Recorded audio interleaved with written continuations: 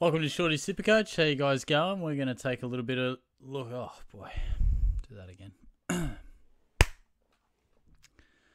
Welcome to Shorty SuperCoach. How you going today? We're diving into the laptop, but not for a long one today. We're just going to have a short little look at Aaron Hall today and the replacement, because I've had a few questions about him. You know, what should we do? He's been injured, and then, you know, we sort of go and get a bit of an update here on the hamstring injury. And as you can see there, running defender Aaron Hall, after scans revealed the extent of a hamstring injury sustained during last Friday's intra-club.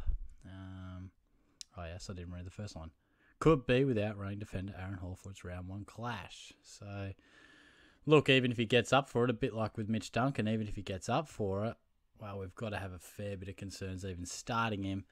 Because, you know, whenever someone has a bit of a niggle through the preseason, particularly this close to round one, you've just got to have some concerns over whether they, you know, can stay out on the park for the whole year, whether they can be at their very best from the get-go. I've seen players who have, you know, it's not always a one-size-fits-all. It doesn't mean they're absolutely gone, going to have a stinker of a first month. But you'd hate to pick him with that information. Then he goes down in round 3 and you go, oh, God, how unlucky. And it's sort of like, well, not really. You probably could have seen this coming. So I often try to make selections with all the info we've got. And then even if something goes wrong, sometimes it is pure luck. But if we know some information like this, you're potentially setting yourself up to fail. So who can we replace Aaron Hall with? And he was pretty popular, you know, 10% of sides. I reckon I saw that up around the 20% mark. I'm just going to jot through a few options and diving into the laptop too for something like this. Traditionally, probably something I would do just on the tripod, sort of just visually talking to the camera. But I just think these in-screen videos, I probably enjoy doing them more. The views kind of tell me that people like watching them more. I think people just like it's a bit more of a laid-back feel on the mic, rather than sort of, you know, presenting to a camera kind of thing. And I think people like, you know, the dive into the laptop and just kind of a bit more of a low-key feel. And it's visual as well. You know, it's not just you can probably skip through the video and get a bit of an idea. But Aaron Hall, who's the first option to replace him with? It's got to be Jack Crisp, doesn't it? Now, I will tell you who I would 100% endorse. I've got about probably four options that I want to just mention to you, 4 replacements. And I think a lot of people are thinking similar. 27% of sides. Crisp is as safe as houses. Now, actually, I'll just check on my phone. Somebody in this inbox I'm in sent through the centre bounce attendances for Collingwood's intra-club. Give me a minute. Here they are. So someone was doing some real stats work even in the intra-club. Centre bounce attended. Nick Dacos had 13. And there's Crisp at 11. So that's good. Pendlebury with 4 kick-ins. So led the way. Yeah, Jack Crisp. I'll just bring up his stats. But I don't think I want to spend too much time on him, because you guys are already showing with your ownership levels that, you know, you think that he's going to continue this super consistent stuff with his midfield minutes. And look, I don't think he went under 80 once, 79. Otherwise, you know, there were a few in the 80s, 4 or 5. Otherwise, he was just ultra consistent. And that's a nice ride down the back line, nice and cruisy. Stress-free for Crispy. Now, if you want to look a little bit elsewhere, Jordan Dawson, similar price. Well, actually, he's not. He's right underneath him, but you'll get an extra 20k. He's in 13% of sides. And, of course, Dawson has only done it just the 1 year, changes clubs. And, honestly, it can go one or two ways. It can also stay exactly the same. But when players change clubs, I often get a slight bit nervous. But Jordan Dawson is one of my absolute favourites. Absolute favourites. Now, that beautiful left boot, there's talk of him, you know, playing a bit of on ball as well. Honestly, it's hard not to like. He is one of my favourites. I had him in draft last year. He was such a good option for me. Now, going to the Crows, you know, probably at the Swans, while it was a breakout year, he probably had to share it a little bit with Lloyd. And, you know, there's a few more stars in the Swans side than the Crows. I just wonder, can he step it up to the next level? We'll have to wait and see. I must admit, I'm strongly considering him. I really am. I just think, look, Crisp, I reckon you're not going to get much more than 105. What he did last year is probably best case scenario. Probably most likely to get high 90s, maybe around that 100 mark. Where Dawson, honestly, there's genuine possibility. Like, there's more room to move for him. He's done it 1 year. There's obviously a chance that he could drop back to somewhere in the 90s. But he's got real big scope for improvement. Can kick goals, going to get more responsibility at the Crows. There's actually potential that he could take it up beyond 105. Now, I'm not saying that's my prediction, but I'm just talking. Young bloke on the rise. There is more potential for him to really do some damage. And look, I know I haven't picked my team yet. That's coming. It should be about a week away. But Dawson is the strongly consider player for mine down the back line.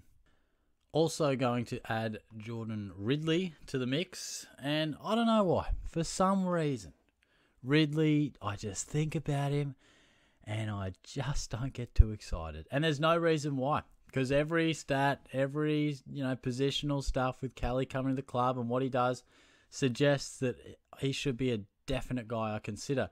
I don't know if I've just got a sour taste in my mouth after last year's experience. Didn't really go quite the way I hoped. Started the season brilliantly and never quite got back to that form. A lot of people will tell you that was a bit of a positional thing at the Bombers and it should be a bit different this year. It did concern me that he seemed to just be not really the go-to guy. He would still get his intercepts, but I don't know, just watching him, I felt nervous watching him as a SuperCoach lover. You know how you just watch some guys and you're like, yeah, he'll get on the end of the chain here soon. Yeah, he'll be involved. I don't know. I think it's a bit of an overreaction from mine because he's a damn good option. But for whatever reason, I just seem to scroll past him. I don't know. Maybe that's why I finished so badly last year. But look, I do think he's a guy that has to be considered. And it's reflected in your ownership as well, 19%. So definitely a bloke to consider. And the final guy I just want to shortlist for the replacement for Aaron Hall is Jaden Short. Now, what I really like, and has been mentioned a few times in the comments too, is that his numbers without Bashahuli are fantastic. And they're great with him as well. But roughly speaking, I think with Hooley in the side, it was like a 93, 94. Without him, it jumped up to 105. That was last year. And I remember the year prior, it was something similar. So I think all roads out of the back line almost go through Jaden Short. He's the sort of guy who's just going to get 22 kicks and 3 handballs plenty of the time. He's going to take a lot of kick-ins. He's perhaps a little one-dimensional. You look at him and you go, well, he probably doesn't get too many intercept possessions. And if he's not sweeping and off the half-back flank, and if the opposition goes, we're going to shut down on him just a touch, all of a sudden those easy handball receives that he gets aren't available to him. All of a sudden that 100 points per game drops back to, an 80-something.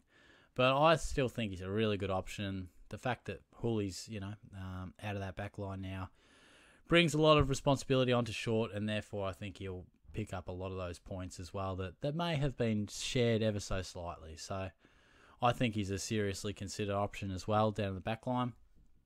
In terms of these 4 guys that I've outlined here, who would I actually select to replace Aaron Hall? It's a really difficult question because I genuinely think all 4 will service you really nicely. I think all 4 of them will do the job you're after. If I had to, if you said, Shorty, I've got a gun to your head, mate, give me your top 4, rank them, or I'll pull the damn trigger. I'd say, gee, that's a little aggressive, mate. I'll probably tell you if you just ask me nicely. But since you've got a rifle, I'll list them for you. Now, 1 to 4, I would have to put Crisp number 1, only because it's a bit safer. But honestly, I want to pick Dawson. I really do. I just, I don't know. All I'll need is a good pracky game from Dawson. I'll be like, bang, you're in my team, Jordan. But for now, in terms of percentages, Crisp is just, he's got the runs on the board. You got to respect it. And then the 3 and the 4, honestly, I'm going Jaden short 3, Ridley 4. And look, I don't know. I mean, if I asked you guys, the ownership out there, it would go, what was Dawson's ownership? 13 or something like that? The ownership reflection would be Crisp, Dawson. Oh, sorry, you'd have Ridley second. So Ridley's in 90% of teams. So really interesting because they're all relatively close in price, just 30 or 40k between them. I don't know. I think Ridley's, can score in many ways, intercept marks, does take kick-ins, does get involved in those little switches of play. I've just, how there's just some players that you just don't happen to have and they play well, and then when you do have them, they just didn't play their best footy, and you get sort of this, like a bad taste in your mouth, and yeah, don't know. So maybe a bit of bias towards Uncle Shorty, but I probably would put short 3 and Ridley 4. But like I said off the top, it's super close between all 4. And I think all 4 of them are going to have great years. Like, these are 4 guys that you can genuinely consider for your starting squad, not just to replace Hall. So hopefully running through those, because there might be people out there that already have a few of these guys. So that's why I wanted to put 4 players down, because you might be like, oh, Shorty, you said get Crisp instead of Hall. Well, I've already got him. Well, at least there's 4 guys here, and you won't have all 4. So hopefully one of those can just give you something to think about. But yeah, so I'm going to wrap it up there, and hopefully that has helped you decide who you're going to replace Aaron Hall with. We're starting to get, 22 days, so we're starting to get to the business end of it. Pracky games around the corner, which is cool. I'll do another one of these videos for Lockie Neal as well, because there's just a bit of nervousness out of there in the SuperCoach community with Chrissy Fagan just dropping the bomb that he could play a little bit of wing. Well, shit, we don't want that. So I'm going to do a bit of a video on that. Otherwise, yeah, probably videos every night this week. We'll be going live as well, which I probably should have said off the top of the video, but we'll go live Wednesday, 8 o'clock, which is already on the YouTube channel as we speak. So yeah, I'll talk to you guys soon. Thanks for joining in, and yeah, catch you later. Have a good one.